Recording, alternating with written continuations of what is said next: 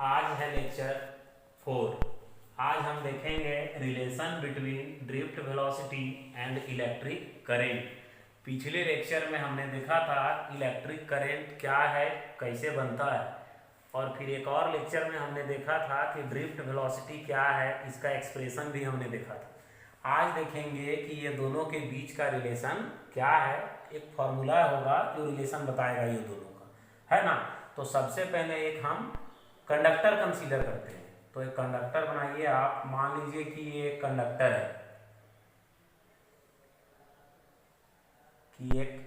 है, ये हो गया इसका area of cross section. Area of cross section हो गया।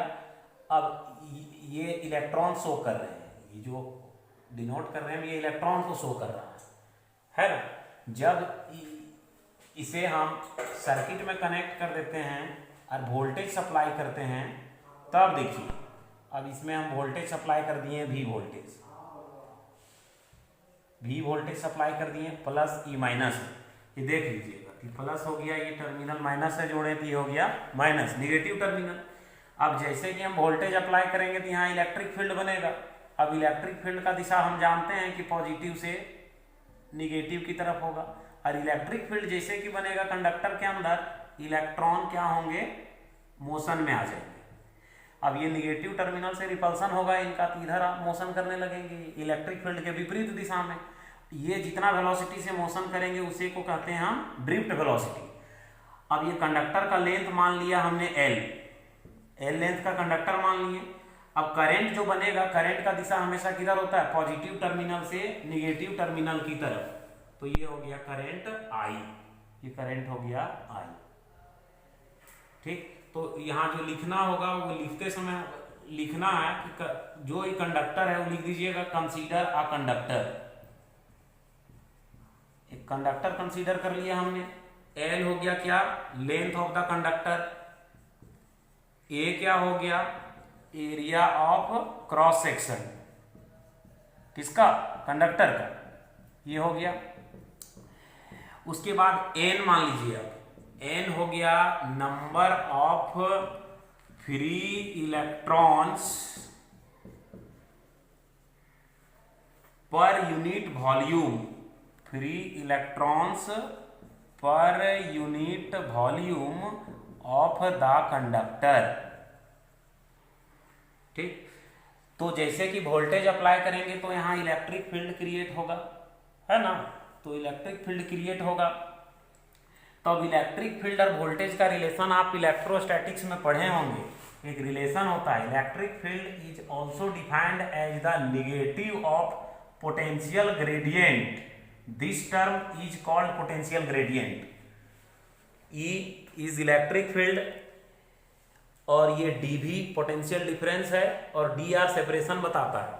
तो यहां पर देखिए आप कि ये इलेक्ट्रिक फील्ड हो गया ई मैग्नीट्यूड, ये पोटेंशियल डिफरेंस हो गया वी वोल्टेज, और सेपरेशन ये लंबाई कंडक्टर का लेंथ हो गया एल। ये हो गया क्या, इलेक्ट्रिक फील्ड बराबर voltage by length of the conductor. अब हम देखिए अब इसका वॉल्यूम निकालेंगे कंडक्टर का। तो कंडक्टर का वॉल्यूम क्या हो जाएगा, area of cross section into length. ये हो गया total volume of the conductor. अब टोटल वॉल्यूम निकाल लिए हम। अब टोटल फ्री इलेक्ट्रॉन्स कितना है सो कैलकुलेट करेंगे। तो देखिए यूनिट वॉल्यूम में इलेक्ट्रॉन्स की संख्या है n, तब टोटल वॉल्यूम में इलेक्ट्रॉन्स की संख्या कितना होगा, total electrons n into total volume. तो ये हो गया NaL, ये हो गया total number of free electrons of the conductor या इन द कंडक्टर। ठीक, अब हम निकालेंगे कि इस पे टोटल चार्ज इसमें कितना है ना। तो कंडक्टर का टोटल चार्ज निकालेंगे, total charge in the conductor, और टोटल चार्ज निकालने का फॉर्मूला होता है Q बराबर NE।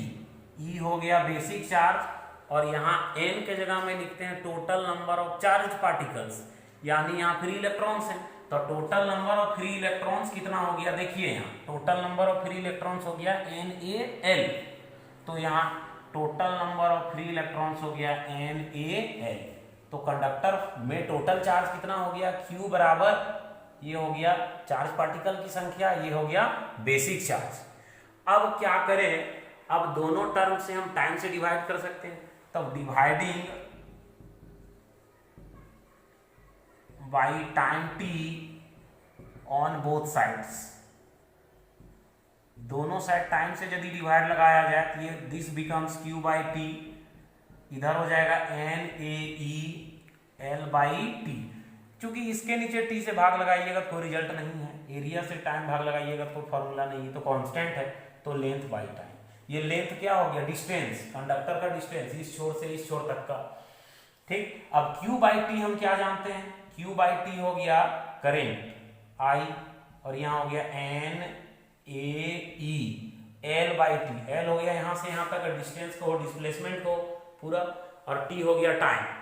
इलेक्ट्रॉन को इस छोर से इस छोर तक जाने में टाइम लगा T, और सेपरेशन कितना हो गया L, तो L बाई टी हो गया स्पीड या वेलोसिटी, है ना। तो ये चीज हो गया I बराबर NaEVD। यहाँ पर आप देख पा रहे हैं N हो गया number of free electrons per unit volume constant, A हो गया area of cross section constant, E is the basic charge constant. तो N, A एंड E ये चीजें जो हैं वो क्या हैं, कांस्टेंट्स हैं। तो कुल मिलाकर आप ऐसे कह सकते हैं कि करंट जो होगा वो डायरेक्टली प्रोपोर्शनल होगा किसका, ड्रिफ्ट वेलोसिटी का, यानी कि करंट कैरियर्स का फ्री इलेक्ट्रॉन्स का ड्रिफ्ट वेलोसिटी जितना ज्यादा होगा उस कंडक्टर में उतना ही ज्यादा करंट कंस्टिट्यूट होगा। This is the required relation. Required relation कौन, किसके किसके बीच का रिलेशन आप देख रहे हैं, ये हो गया ड्रिफ्ट वेलोसिटी और इलेक्ट्रिक करंट के बीच का रिलेशन। इससे ढेर सारे न्यूमेरिकल्स बनते हैं। अब हम देखेंगे कुछ न्यूमेरिकल्स, अब कुछ न्यूमेरिकल्स देखेंगे।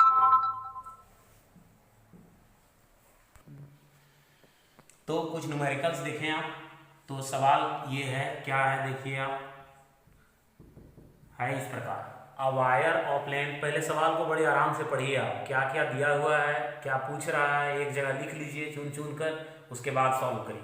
अ wire of length 6 metre, area of cross section 1 millimetre square, current 2 ampere, electrons की संख्या निकालना है, टाइम, ठीक।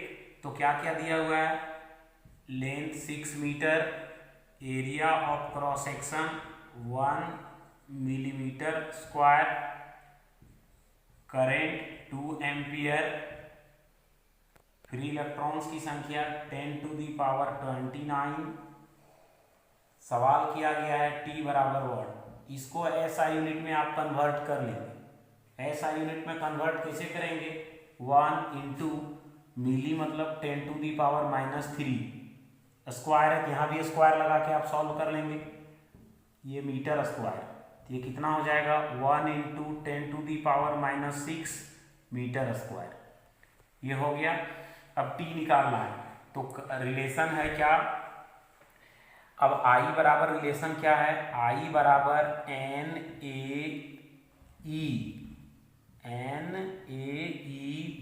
बेस D, यहां से आप V बेस D कैलकुलेट कर लेंगे, V base D equal to I by NaE, यहां से आप V बेस D कैलकुलेट कर लेंगे।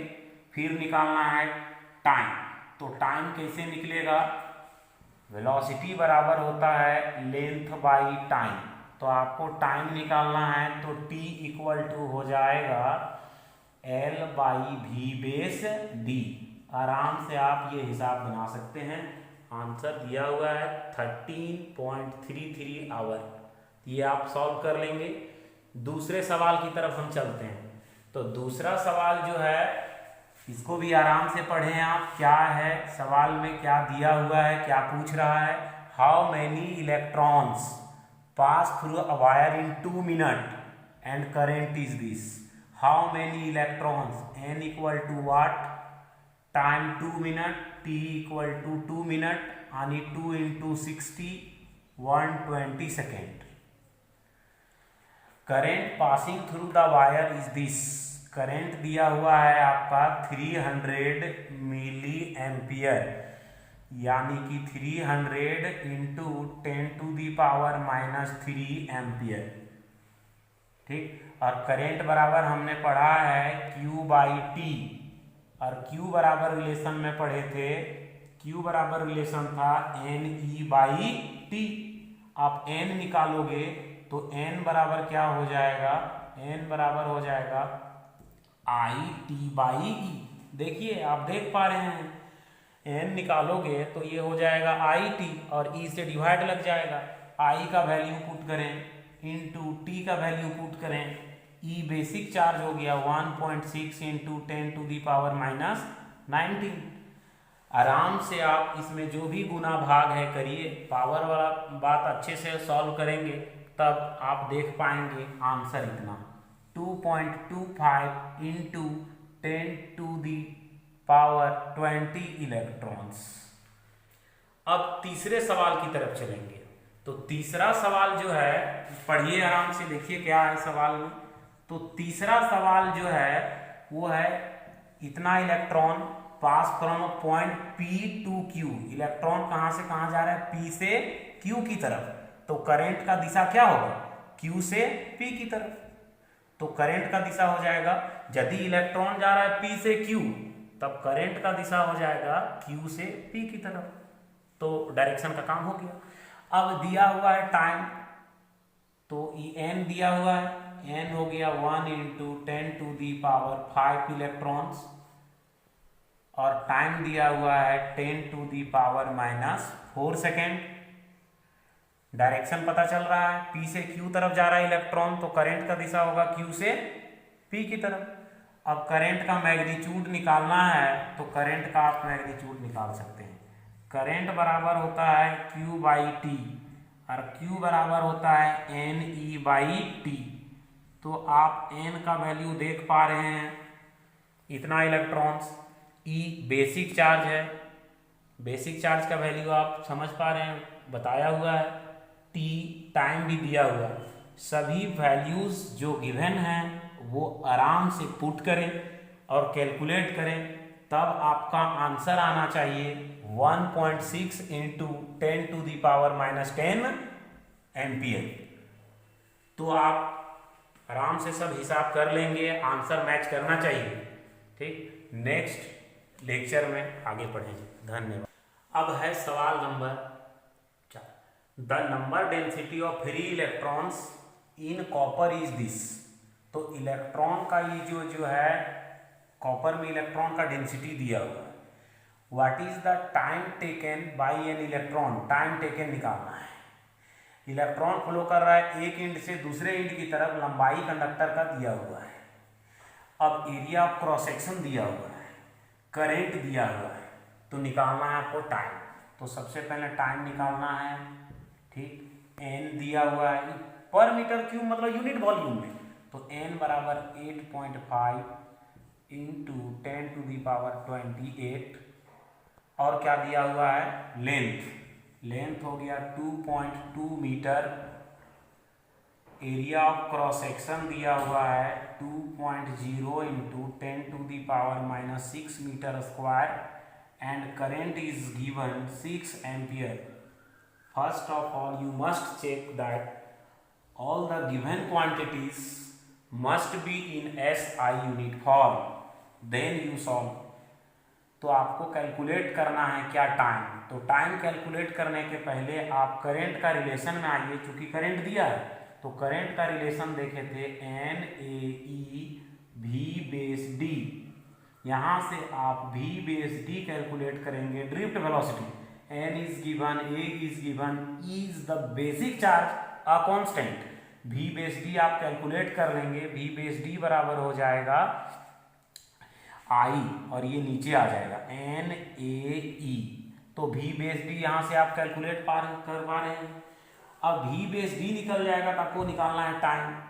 हमको पता है कि V/D बराबर क्या पढ़े थे, वेलोसिटी बराबर लेंथ बाई टाइम। फिर आप यहाँ से निकालना चाहेंगे टाइम, तो टाइम आराम से निकाल लेंगे। तो क्या हो जाएगा रिलेशन, L/v/d। अब आंसर जो है देख लीजिए कैलकुलेट करके, जो आएगा वो आंसर होगा। तो आज के लेक्चर में बस इतना ही। अब नेक्स्ट क्लास में फिर ओम्स लॉ पढ़ेंगे। धन्यवाद।